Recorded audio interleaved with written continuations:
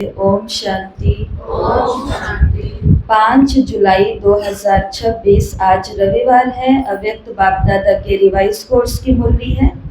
मुरली की original date है 15 दिसंबर 2010, 15-12-10।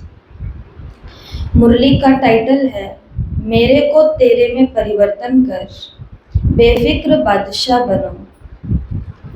Second में व्यर्थ को बिंदी लगाने के अभ्यासी बन, हर संकल्प और समय को सफल करो। मेरे को तेरे में परिवर्तन कर, बेफिक्र बादशाह बनो।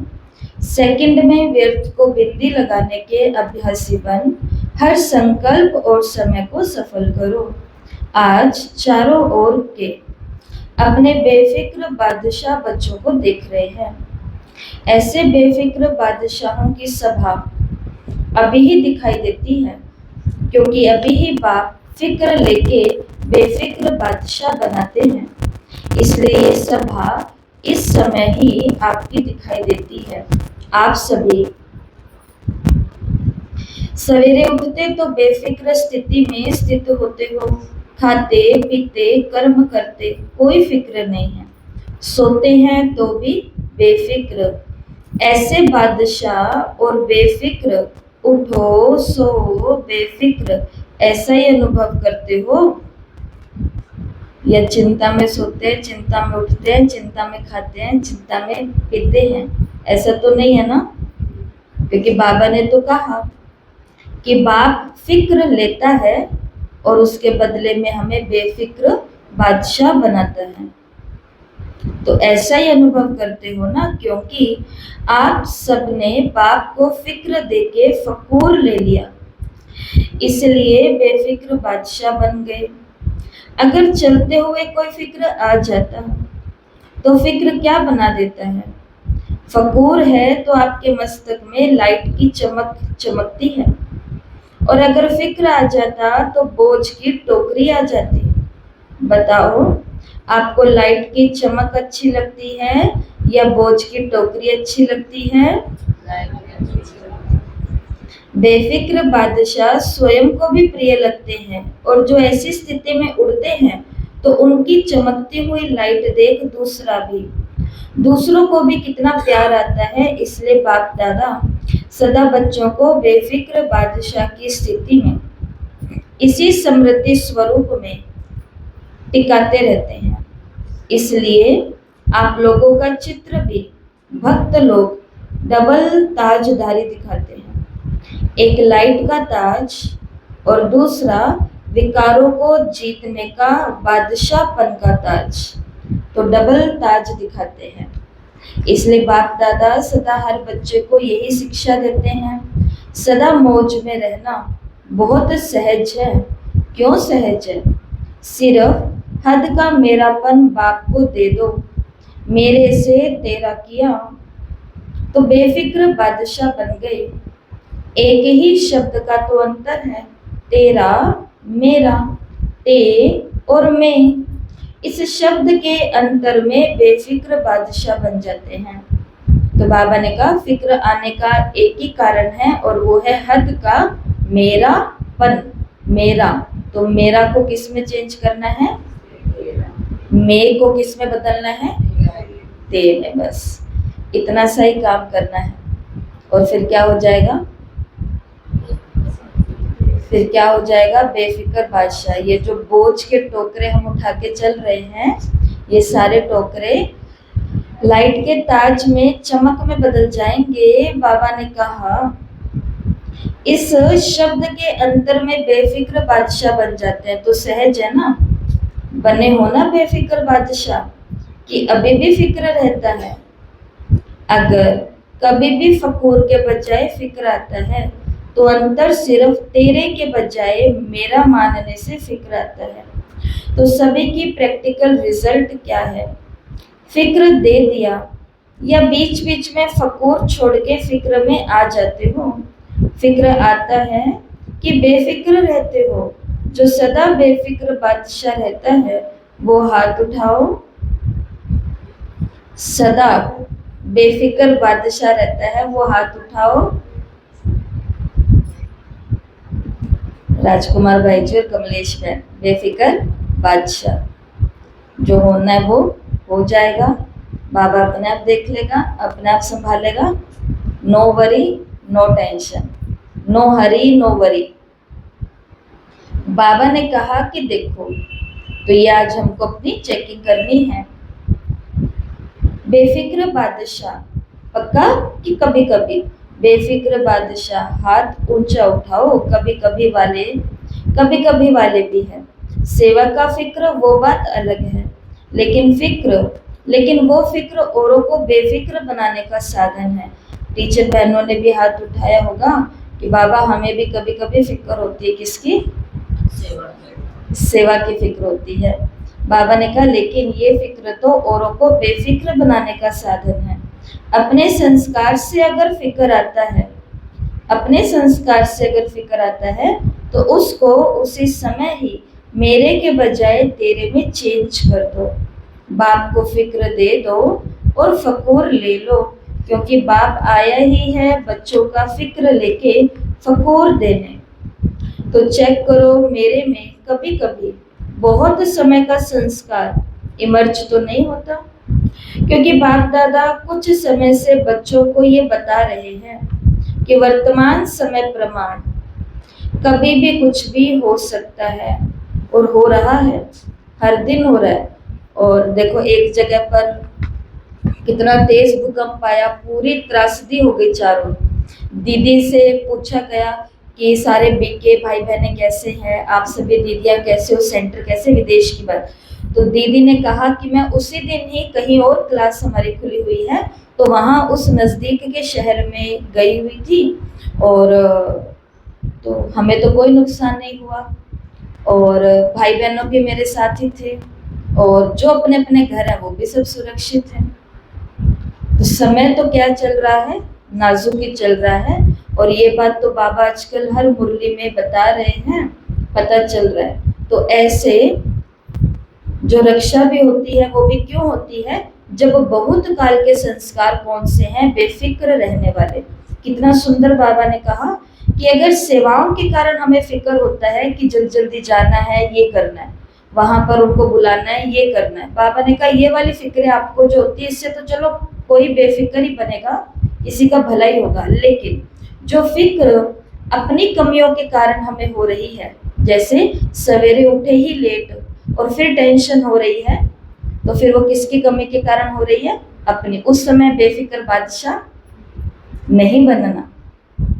इसी प्रकार से बहुत सारी बातें हैं, और ये महावाक्य बाबा का मैं फिर से सुनाना चाहती हूँ, क्योंकि बाप दादा कुछ समय से बच्चों को ये बता रहे हैं कि वर्तमान समय के प्रमाण कभी भी कुछ भी हो सकता है, और कभी भी हो सकता है, कुछ भी हो सकता है और कभी भी हो सकता है। इसलिए हर एक बच्चे को अपने को ये अटेंशन देना है।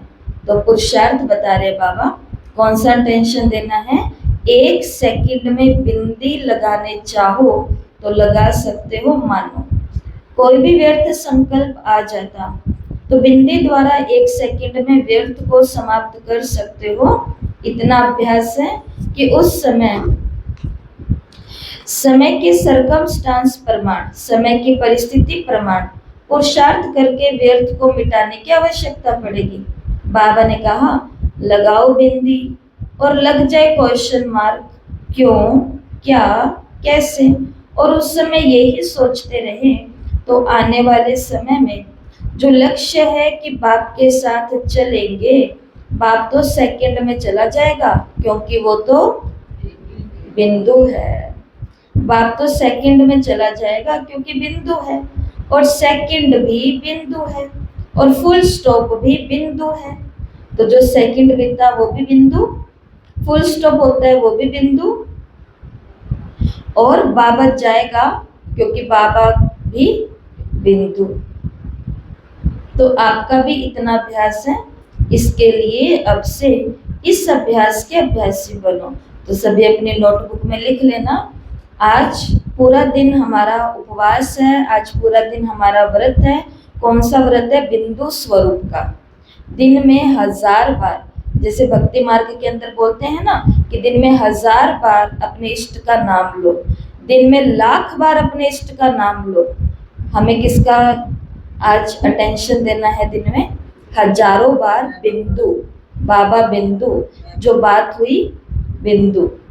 बाबा ने कहा इसकी अब क्या करनी है? प्रैक्टिस करनी है। तो अब से इस अभ्यास के अभ्यासी होंगे। ये तो केवल आज का है, परंतु बाबा ने तो कहा बहुत काल तक अगर ये होगा तो बाप समान श्रीमत का हाथ में हाथ देते हुए अपने घर पहुंच जाएंगे। इसलिए बाप दादा ने पहले भी सुनाया है कि 2 बातों का अटेंशन अंडरलाइन करो। कौन सी 2 बातें? एक, संकल्प का खजाना, और दूसरा समय का खजाना। बाबा ने कहा खजाने तो बहुत मिले हैं, ज्ञान का खजाना, शक्तियों का खजाना, योग द्वारा जो मुख्य संपन्न बनने की युक्तियां हैं सब प्राप्त कराई हैं। क्योंकि ये संगम का समय सारे कल्प में अमूल्य विशेष समय है। इस समय ही जितनी प्राप्ति करनी चाहो उतनी कर सकते हो, क्योंकि ये एक जन्म महान जन्म है। एक जन्म में अनेक जन्मों की प्रारब्ध बनाने का है। संगम युग का समय 1 सेकंड भी गंवाना नहीं है। 1 सेकंड का कनेक्शन अनेक जन्मों के साथ है। 1 सेकंड का कनेक्शन अनेक जन्मों के साथ है। जमा करने का वर्ष अनेक वर्षों की प्राप्ति का है। इसलिए इस समय की वैल्यू सेकंड या मिनट नहीं, 1 घंटा भी महान है, 1 सेकंड भी महान है। संगम युग का चाहे 1 सेकंड हमने वेस्ट किया, चाहे 1 घंटा हमने वेस्ट किया, बाबा ने कहा वो भी महान था 1 सेकंड, और ये भी महान है 1 घंटा। और ये तो बाबा ने समय का खजाना बताया। और संकल्प इस संगम के जन्म का विशेष आधार है। देखो, जो योग लगाते हो तो मन मनाभव कहते हो, और ये आधार है, फाउंडेशन। मन का काम ही है संकल्प करना। संकल्प द्वारा ही याद की यात्रा का अनुभव करते हो। 1-2 में भी खास भिन्न भिन्न संकल्प देके अभ्यास कराते हो। तो बाबा ने कहा संगम पर संकल्पों का खजाना ही है, जिसके द्वारा हम खुद याद की यात्रा का अनुभव करते हैं और दूसरे को भी संकल्प देके भिन्न भिन्न अभ्यास कराते हैं। तो चेक करो, समय की रफ्तार सारे दिन में चलते फिरते, कर्म करते, संबंध में आते अमूल्य रूप से रही, क्योंकि समय अमूल्य है। संकल्प सर्वशक्तिवान बनाता है। तो बाप दादा बार बार कहते हैं, हे बाप दादा के लाडले, दिल में बसने वाले बच्चे, हे बाप दादा के लाडले, दिल में बसने वाले बच्चे, अब व्यर्थ खाते को समाप्त करो, क्लोजिंग करो अब इसकी। क्योंकि बहुत समय से हमें अपना टाइम और अपने थॉट, विचार, संकल्प कहाँ पर लगाने की आदत पड़ चुकी है? व्यर्थ में। अभी आंकड़े निकल कर के आए मोबाइल के, तो मोबाइल के अंदर, क्योंकि मोबाइल टीवी कुछ भी है वो यही है कि मोबाइल के अंदर आम जनता को भी देखा गया कि वो जो चीज़ें, क्योंकि हम जो मोबाइल में कर रहे हैं वो सारा सैटेलाइट के थ्रू, तो सबको पता ही है ना कि हम क्या क्या देख रहे हैं और क्या क्या कर रहे हैं। तो आंकड़े ये निकल कर के आए कि आवश्यक चीज़ें हैं वो बहुत कम देर देखी जा रही है, अनावश्यक चीज़ें हैं वो भी ज़्यादा देर नहीं, कम देर देखी जा रही है। जैसे क्राइम की बातें, नेगेटिव बातें, विकारों की बातें। लेकिन उन्होंने आम जनता है, खास जनता है, सबका क्या देखा कि मोबाइल के अंदर, सोशल मीडिया पर सबसे ज़्यादा क्या देखा जा रहा है? व्यर्थ। जैसे 2 बहनें नाच रही है ये देख रहे हैं, बच्चे अपना गेम खेल रहे हैं वो देख रहे हैं, उधर वो खाना बना और बिगाड़ रहे हैं वो देख रहे हैं। कुछ भी ऐसी चीज़ें जिससे हमको ना फायदा मिल रहा है और जिससे हमारा ना कोई नुकसान हो रहा है, सारा टाइम किस में जा रहा है? कोई अपना कुछ भी कर रहे हैं और हम वो देखने में अपना समय। ये आंकड़े निकल कर के आए हैं और बाबा ने तो आंकड़े 2010 में निकाल ही दिए हैं। और कह दिया है कि अब क्या करना है, व्यर्थ के खाते को समाप्त करो, क्योंकि हमारा बाबा ने कहा 1 सेकंड भी बहुत अमूल्य है। सफल करो, इसके बजाय क्या करो, सफल करो। सफल करना ही सफलता है। 1 सेकंड गया ये नहीं सोचो, हर सेकंड हर संकल्प सफल हुआ, इतना टेंशन अपने ऊपर रखना है, इतना फुल स्टॉप लगाने की चेकिंग करनी है, अलबेले नहीं बनना। बाप दादा ने कहा था, लेकिन हमने समझा नहीं, समय को हमने सोचा नहीं, इतना फास्ट समय जा रहा है। बाबा ने कहा ये तो जाएगा। अभी अलबेलापन बाप दादा हर एक से लेना चाहते हैं, ये नहीं सुनना चाहते कि मैंने समझा नहीं, सोचा नहीं। बाबा ने कहा अभी वर्ष भी नया आने वाला है, तो नया वर्ष शुरू होने से पहले ब्राह्मण संसार से अलबेलेपन के साथ में आलस, बाबा ने कहा आलस भी भिन्न भिन्न प्रकार का है, इसका अभी जो वर्ष पूरा होने में समय पड़ा है उसमें अभ्यास शुरू करो, और जब नया वर्ष शुरू हो तब हिम्मत रख संकल्प करना और इसको विदाई देना। तो किन 2 को विदाई देनी, किन 3 को विदाई देने के लिए बाबा ने कह दिया, व्यर्थ को खत्म करना है, अलबेलेपन को और आलस, और आलस के भी भिन्न भिन्न प्रकार। बाबा ने कहा वर्ष के साथ इसको भी विदाई दे देना। दे सकते हो, दे सकते हैं? फिर से बाबा ने पूछा दे सकते हो? जो दे सकते हैं वो हाथ उठाओ। सभी ने हाथ उठाया, वहां भी सभा में सभी ने हाथ उठाया। तो बाबा ने क्या कहा, वाह बच्चे वाह, कितना खुश होता है बाबा। और देखो आज बाबा ने हम सभी को क्या क्या बोल करके पुकारा, हे बाप दादा के लाडले दिल में बसने वाले बच्चे। सुनना बार बार, ऊपर से आवाज आ रही है कि हे मेरे लाडले बच्चे, दिल में बसने वाले बच्चे। और अब बाबा ने कहा वाह बच्चे वाह। हाथ उठाने में तो बाप दादा को खुश बहुत करते हो। बाप दादा ने देखा कि बहुत बच्चों को हाथ उठाने का रिटर्न करना याद रहता है। हाथ उठाया ना, तो बहुत बच्चों को याद रहता है कि मैंने सभा में हाथ उठाया था, और कोई याद रखने में भी अलबेले हो जाते हैं। बाप दादा से रू रिहान बहुत अच्छी करते हैं, क्या कहते हैं, बाबा हो जाएगा। बाबा को भी सांत्वना देते हैं बाबा हो जाएगा, बाबा देखना अभी होगा, अभी होगा। बाप दादा भी ऐसे अलबेले बच्चों का सब सुन करके मुस्कुरा देता है, और क्या करे। अच्छा है, कम से कम सोचते तो हैं कि करना है करना है करना है, ये बहुत सोचते हैं, लेकिन कर रहे हैं या नहीं कर रहे हैं उसमें चेकिंग में फिर क्या कहेंगे, अलबेले हो जाते हैं ना। तो आज चारों ओर के बच्चों को बाप दादा ने सुना, जो अपने देश में अपने स्थानों में देखते रहते हैं, वहां भी अच्छा दिखाई देता है, सुनाई देता है। तो बाप दादा सन्मुख आने वाले बच्चों को और अपने स्थान पर सुनने वाले बच्चों को, देखने वाले बच्चों को यही कहते हैं, अभी पुरुषार्थ को, संकल्प को और संगम के समय को अंडरलाइन लगाओ। सभी बच्चे प्यार में तो मेजॉरिटी पास है, प्यार के आधार पर अपनी अच्छी प्रोग्रेस कर रहे हैं। प्यार के कारण, बाप के प्यार का रिस्पॉन्ड मिलने के कारण आगे बढ़ रहे हैं। लेकिन बाप समझते हैं जैसे प्यार के अनुभवी बन आगे बढ़ रहे हो, ऐसे ही याद के सब्जेक्ट में अनेक जन्मों के विकर्म विनाश करने में और अटेंशन दो। क्यों? विकर्म विनाश होंगे तो साथ साथ चलेंगे। विकर्म विनाश होंगे माना आत्मा के बोझ हल्के हो जाएंगे, समाप्त हो जाएंगे, नहीं तो पीछे पीछे आएंगे। और बाप समझता है कि प्यार का रिस्पॉन्ड ये है, जो प्यार वाली आत्मा कहे वो करना ही है, बाप चाहता है जब बच्चों का प्यार बाप से है तो साथ रहे ना। राजधानी में भी ब्रह्मा बाप के साथ साथ राजधानी में आए। राजधानी में आना अर्थात रॉयल फैमिली में आना।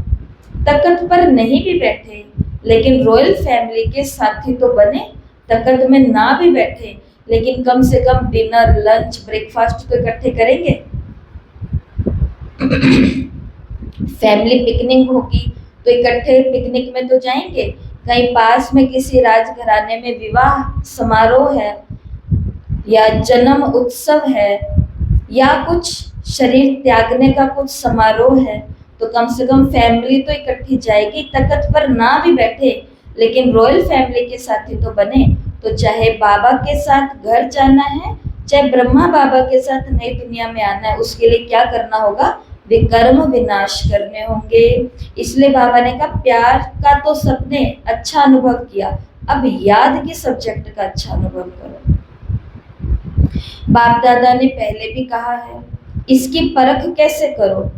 जब से आप आए हो, जितनी आयु आपकी है ज्ञान की, उतने समय में अगर आप बाप दादा के दिल तख्त नशीन रहे तो ज्यादा समय दिल तख्त पर रहे हैं, मिट्टी में पांव नहीं रखा है, तो उस अनुसार रॉयल फैमिली में नजदीक संबंध में रहेंगे। ये है चेकिंग करने का तरीका कि जब से मैं ज्ञान में आई हूँ, जितने वर्ष से मैं ज्ञान में हूँ, तब से मैंने यहाँ पर मिट्टी में पांव नहीं रखा। मिट्टी में पांव रखना किसको बोलते हैं? देह की बातें, देहधारियों का संग और इधर उधर जो यहाँ पर भी प्रचुर मात्रा में हमें मिलता है। लेकिन बहुत ज्यादा समय हम कहाँ रहे? बाबा के दिल पर ही रहे, मिट्टी में नहीं आए। तो बाबा ने कहा इससे समझना कि आप रॉयल फैमिली में नजदीक संबंध में, रॉयल फैमिली वाले रहेंगे। तो प्यार है, तो प्यार वाले साथ निभाने में पीछे नहीं रहते। जो दिल तख्त नशीन है वो द्वापर कलयुग के भी संबंध में रहेंगे। माना श्री कृष्ण की आत्मा द्वापर में जहाँ जन्म लेगी, जैसे राजा विक्रमादित्य बनेगी, और जन्म लेंगे, कलयुग में जन्म लेंगे तो ये नजदीक नजदीक आएंगे। और इसका इतना अच्छा उदाहरण है, लास्ट जन्म में नारायण या कृष्ण की आत्मा कहाँ थी? सिंध हैदराबाद में, दादा लेखराज के रूप में। जब शुरू में शिव बाबा ने पधरामणि की और ओम मंडली बनी, ज्ञान शुरू हुआ, ओम की ध्वनि शुरू हुई, सब दादियां कहाँ रहती थी? उसी हैदराबाद में आसपास रहती थी। मम्मा जैसी हस्ती भी जो अमृतसर में थी, वो भी कहाँ पर आकर के कोई भी कारण बने, पिताजी की मृत्यु, धंधा बंद होना आदि, हाँ, सब फैमिली थी। जैसे होता है ना अपने बुआ के रिश्तेदारी में, मामा की रिश्तेदारी में, ऐसे ऐसे करके, तो सब रिश्तेदारी में सब सिंधी परिवार। बताओ, तो ये बाबा ने बात यहाँ पर इसलिए कही कि जो प्यार निभाने वाले होते हैं या जो अभी दिल तख्त नशीन बन करके रहते हैं, जब से ज्ञान में आए हैं लगभग, तो वो द्वापर कलयुग में भी संबंध में ही रहेंगे, रिश्तेदार ही बन करके आएंगे, नजदीक रहेंगे।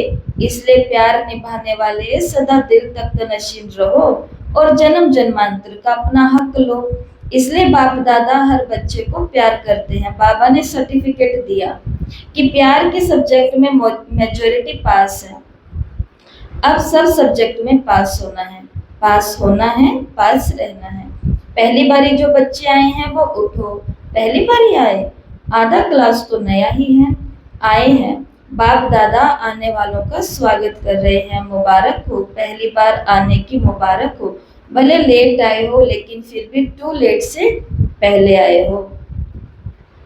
अभी यह टेंशन रखना कि थोड़े समय में तीव्र पुरुषार्थी बन अपना भविष्य जितना बढ़ाने चाहो, तीव्र पुरुषार्थ द्वारा आगे बढ़ा सकते हो, क्योंकि फिर भी अभी भी पुरुषार्थ करने की मार्जिन है। लास्ट में आने वालों को बाबा सीक्रेट, लास्ट में आने वालों को बाबा एक टिप दे रहे हैं। कौन सी? कि आए तो भले देरी से हो, लेकिन अगर तेज, फास्ट, तीव्र पुरुषार्थ कर लोगे तो बहुत आगे बढ़ सकते हो, क्योंकि अभी पुरुषार्थ करने की मार्जिन है। जितना आगे बढ़ने चाहो उतना आगे बढ़ सकते हो। बाप दादा और ये दैवी परिवार आपको साथ साथ आगे बढ़ने का वाइब्रेशन देंगे, इसलिए आगे बढ़ो, हिम्मत रखो। हिम्मत आपकी और मदद बाप दादा और परिवार की। आगे बढ़ो, ठीक है ना? हाँ, करो, आगे बढ़ो। अच्छा, मधुबन निवासियों से बाबा की मुलाकात है, जो मधुबन में रहते हैं उन सभी से। बाबा ने कहा मधुबन वाले तो लकी हैं, थोड़ा बहुत संगठन को पक्का करके साथी बनाओ, और कोई भी साथी नहीं बनाना। इसमें एक दो को साथी बना के पहला नंबर मधुबन को लेना है, लेंगे। बीती सो बीती, जो हुआ जो भी हुआ सबने देखा सुना, और मधुबन वालों को तो बहुत गोल्डन चांस है। मधुबन में सब आ गए, तो मधुबन वाले अगर मिलके, ये नहीं पांडव भवन अलग है या कोई और स्थान अलग है, नहीं, मधुबन माना सब एक है। तो मधुबन वाले समझते हैं करेंगे, हाथ उठाओ, जो करेंगे। सभी ने उठाया। बाबा ने कहा जो समझते हैं करना क्या बड़ी बात है, बाप दादा हैं, दादियां हैं, तो कोई बड़ी बात नहीं। दादियां क्या समझती हैं, मधुबन वाले तो नंबर 1 है। अच्छा है, बाबा ने ये करके दिखाने का। सबको कहा हुआ है कि सबको कहा हुआ है, लेकिन मधुबन तो मधुबन है। आप सब वाइब्रेशन देना, हो जाएगा, कोई बड़ी बात नहीं। विघ्न का नाम निशान नहीं। चलो, बात हुई, कोई लेन देन किया, खत्म। कुछ समय पहले जब दादी थी तो एक बारी सभी ने पाठ पक्का किया था, हाँ जी का। ना शब्द नहीं, हाँ जी, बहुत अच्छा। तो मधुबन पहला नंबर जाएगा। बाप दादा को मधुबन का फकूर है ना, हर एक जोन का फकूर है। अभी मधुबन सामने आया है, लेकिन बाप दादा सभी जोन को कहते हैं हाँ जी। मीठी आत्मा, ये सबका पाठ पक्का है ना। इनाम तो मधुबन को लेना चाहिए। 1 सेकंड में बीती को बीती कर सकते हो। चलो, पुरुषार्थी हैं, हो भी गया, लेकिन बीती को बीती कर उड़ो। उड़ने वाले पीछे को छोड़ देते हैं, तभी उड़ते हैं, तो बहुत अच्छा। तो मधुबन के अंदर कुछ ऐसी बात हुई है जिसके लिए बाबा ने कहा जो हुआ बीती को बीती करो, बात को पीछे छोड़ो और आप आगे उड़ो। और हाँ जी का पाठ पक्का करने के लिए बाबा ने कहा अभी गुजरात कोई नवीनता करे। बाप दादा ने दिल्ली वालों को भी कहा नवीनता करो। अभी बाप दादा को समाचार मिला, तो अभी यूथ ने विदेश और देश मिलके जो आरंभ किया है उसमें अच्छी रिजल्ट हो सकती है।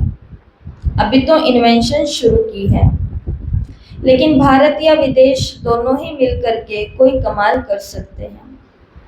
अभी तो आरंभ किया है, लेकिन दिल्ली वालों ने हिम्मत अच्छी रखी है, शुरू किया है।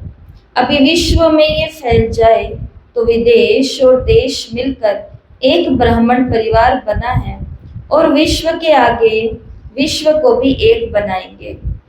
शुरू तो हो गया है।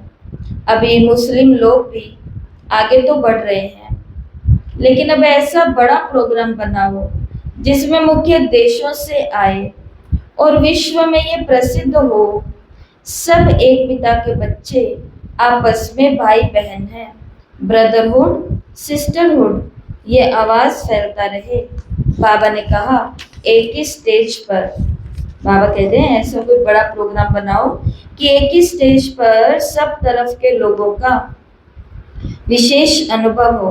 प्लान तो बना रहे हैं सभी, अभी बेहद में जा ही रहे हो, सबको मालूम हो तो ये एक गॉड फैमिली है, ये प्रसिद्ध हो। बाकी तो सभी जो भी आते हैं सेवा भी कर रहे हो, स्वपुरुषार्थ भी कर रहे हो, और गॉडली कार्य भी है, ये भी दुनिया के लिए प्रसिद्ध हो जाए, ये एक फैमिली है। अच्छा, चारों ओर के बच्चों को बाप दादा मुबारक दे रहे हैं, हर दिन हर घंटे आगे बढ़ने की मुबारक हो। समय आपका इंतजार कर रहा है, आप समय का इंतजार नहीं करना। व्यक्ति समय का इंतजार कैसे करता है? जब वो ये बोलता और ये सोचता है एक बार ये हो जाए फिर ये करूंगा, एक बार ये हो जाए फिर ये करूंगा। इसका मतलब रचता अपनी रचना का इंतजार कर रहा है। जबकि बाबा ने कहा समय आपका इंतजार कर रहा है कि आप तैयार हो जाओ, तो मैं अभी तैयार हूं परिवर्तन के लिए। समय आपका इंतजार कर रहा है, आप समय का इंतजार नहीं करना। आप समय को जितना समीप लाना चाहो समाप्ति को, उतना समाप्ति को समीप ला सकते हो। समय आने पर तैयार होना, ये आप ब्राह्मणों का संकल्प नहीं हो। आप समय को समीप लाओ। समय बाप को कहता है, समय बाप को कहता है अभी ब्राह्मण आत्माएं मुझ समय को समीप लाएं। प्रकृति भी बाप को कहती है अभी समाप्ति को समीप लाओ। तो बाप दादा क्या जवाब दे? दुनिया में ऐसा ही होता है ना कि बच्चों के लिए कोई कुछ बोलता है, भाई आप ये कब बनाओगे, कब ये करोगे, कब ऐसा होगा? तो माता पिता क्या कहते हैं बच्चों को आकर के कि अब तुम बताओ मैं क्या जवाब दूं उनको? बाबा कह रहे हैं बताओ क्या जवाब दूं? समय को और प्रकृति को क्या जवाब दूं? फिर से बाबा ने कहा क्या जवाब दें? समय आया कि आया, ये कहें आपकी तरफ से ये जवाब दे। क्या जवाब दे? बोलो। बाबा ने कहा बोलो क्या जवाब दे?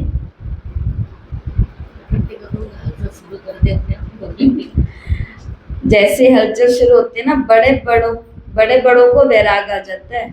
बड़े बड़ों की बुद्धि को अपने आप ठिकाने लग जाती है। योग भी लगते हैं, सेवा केंद्र पर भी, कितनी भी दूर आश्रम हो, कितनी भी दूर दूसरे शहर में हो, और हमेशा जिंदगी को बोलता कहीं भी जाऊंगा पर यहाँ नहीं जाऊंगी, कहीं भी जाऊंगी या सबसे पहले कौन जाएंगे कि वो उनके कोई नंबर तो दो जाए उनके पास।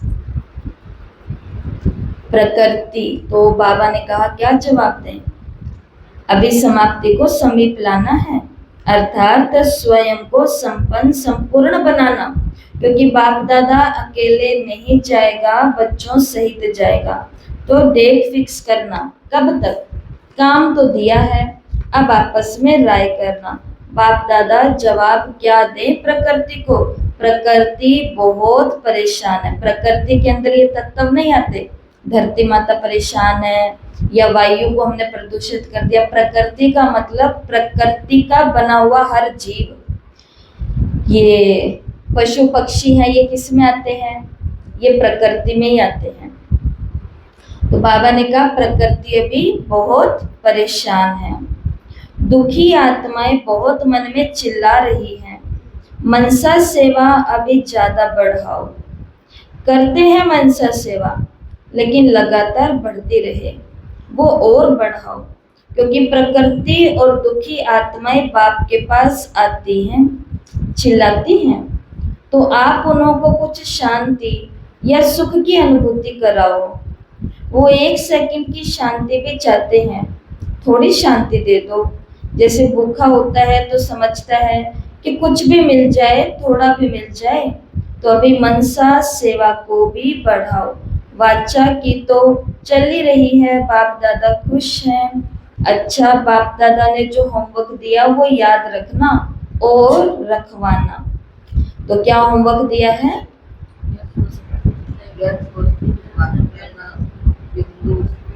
बिंदु बाबा, बिंदु मैं, व्यर्थ को समाप्त करना है, मेरे को तेरे में बदलना है, अलबेला और आलस को भी समाप्त करना है, बेफिक्र बादशाह। तो अभी बाबा ने क्या होमवर्क दिया? अभी बाबा ने होमवर्क दिया कि अपने अपने संगठन के अंदर राय करो, तारीख फिक्स करो किस चीज की? संपन्न और संपूर्ण बनने की। जो आपने बोला ये सभी हमारे अंदर आ जाए तो हम क्या बन गए? संपन्न बन गए, संपूर्ण बन गए। ठीक है, तो बाबा ने कहा होमवर्क जो दिया वो याद भी रखना और रखवाना। क्योंकि इसी मुरली के अंदर बाबा ने एक पन्ने पर बोला था कि कई बच्चे कहते हैं हमने तो कर लिया होमवर्क, और कई कहते हैं हमें तो याद ही नहीं रहा कि होमवर्क क्या था। होमवर्क ही याद नहीं रहेगा तो करेंगे क्या। इसलिए बाबा ने कहा याद भी रखना और आपस में रखवाना भी। अच्छा, बाप दादा के दिल तख्त नशीन बच्चों को, विश्व कल्याण के कर्तव्य में सदा आगे बढ़ने वाले बच्चों को बाप दादा दृष्टि देते हुए दिल का प्यार और मुबारक हो दे रहे हैं। हर एक बच्चा दूर बैठे भी सन्मुख अनुभव कर रहे हैं और बाप दादा सभी बच्चों को दिल में समाते हुए सभी बच्चों से नमस्ते नमस्ते कर रहे हैं। हम रूहानी बच्चों की रूहानी माता पिता बाप दादा को याद प्यार नमस्ते, गुड मॉर्निंग, ओम शांति, शुक्रिया बाबा शुक्रिया, वाह बाबा वाह।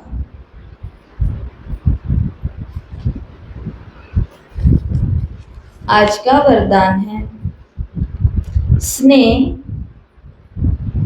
और शक्ति रूप के बैलेंस द्वारा, स्नेह और शक्ति रूप के बैलेंस द्वारा सेवा करने वाले सफलता मूर्त भव, सेवा करने वाले सफलता मूर्त भव। जैसे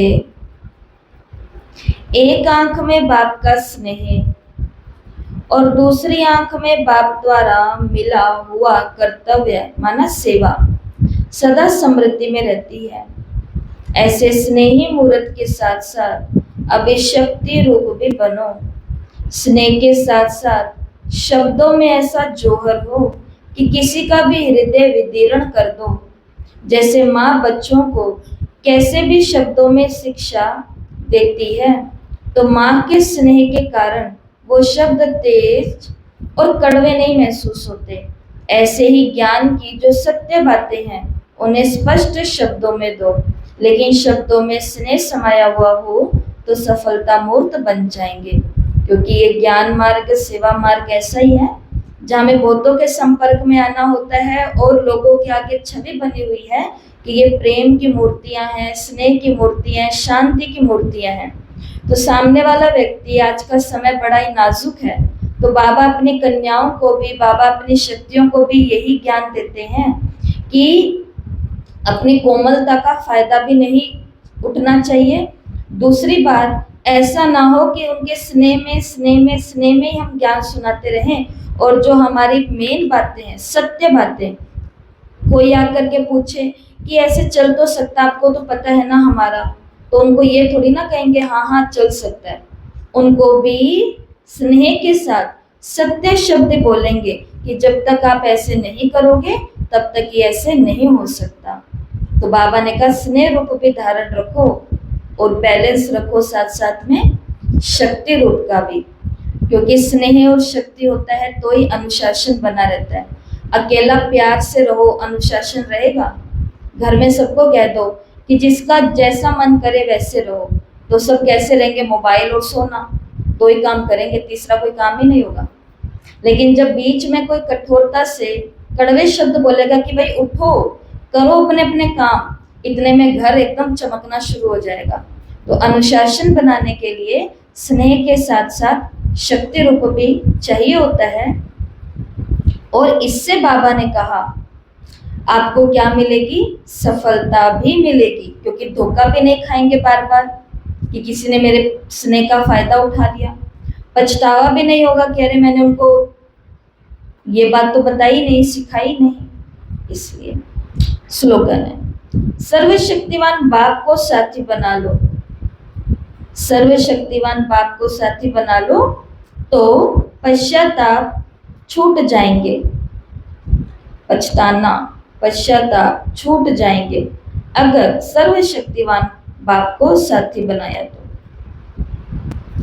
ये अव्यक्त इशारे ज्वाला स्वरूप स्थिति में रहे शक्तिशाली याद का अनुभव करो। तो आज सुनते हैं बाबा ने हमें योग का क्या अभ्यास सिखाया है। जैसे सूर्य की किरणें फैलती हैं, वैसे मास्टर सर्वशक्तिमान की स्टेज पर शक्तियों व विशेषताएं रूपी किरणें चारों ओर फैलती अनुभव करो। इसके लिए मैं मास्टर सर्वशक्तिमान आत्मा हूँ, विघ्न विनाशक आत्मा हूँ, इस ऊंचे स्वमान में स्मृति की सीट पर स्थित हो, योग को ज्वाला रूप बनाओ, तो कोई विघ्न सामने तक भी नहीं आ सकता। तो बाबा ने कहा अपनी ऊंची स्मृति की सीट पर बैठो, ज्वाला रूप में बैठो, और कौन से स्वमान में बैठो? मैं मास्टर सर्वशक्तिमान आत्मा, विघ्न विनाशक आत्मा हूँ, और मुझसे शक्तियों और विशेषताओं की किरणें चारों ओर फैल रही है, तो कोई भी विघ्न की हिम्मत नहीं है कि वो हमारे सामने आ जाए। शेर के सामने कोई जा सकता है क्या? कितना ही बोल ले, अपने आप में कितना ही बड़ा शेर बना हुआ हो, मैं ऐसे कर दूंगा, मैं ये कर दूंगा, मैं उसको दिखा दूंगा, लेकिन जैसे शेर के सामने सचमुच जाए तो क्या बन जाते हैं? चूहे। कहाँ पर है वो दिखेगा ही नहीं। जैसे चूहा कहाँ रहता है, दिखता है क्या? जब किसी को दिख जाए तो वो कहाँ भाग जाता है, कुछ भी नहीं पता चलता। तो अपना जीवन हमें चूहे के जैसा नहीं, अपना जीवन हमें कैसा बनाना है? शेर के जैसा। बाबा ने जिसको कहा कि मुझे बकरियां नहीं चाहिए, जो डरपोक हो, जो नाजुक हो, जो पीछे पीछे कहाँ पर घूम रहे कुछ भी पता नहीं चल रहा, और जो सारा दिन मैं करती रहे। बाबा को कौन चाहिए? शेर और शेरनियां चाहिए, जो दहाड़ करे कि भगवान आया हुआ है, ये उसके कर्तव्य हैं, ये हमारी जिम्मेवारी है, ऐसे रहना, ऐसे करना। तो इसको कहते हैं मास्टर सर्वशक्तिवान, विघ्न विनाशक आत्मा, और उनके सामने विघ्न आ नहीं सकता। आज का स्वमान, मैं सफलता मूर्त आत्मा हूँ। तो जब जब आप ये लिखेंगे किस बारी, तो याद रखना आज मैं सफलता मूर्त क्यों हूँ? क्योंकि मैं स्नेह और शक्ति का बैलेंस रखती हूँ। तो परिवारों में भी, कार्यों में भी और सेवा केंद्रों में भी, जिनको भी जहाँ सफलता चाहिए, तो उसके लिए स्नेह और शक्ति का बैलेंस आवश्यक है। ओम शांति।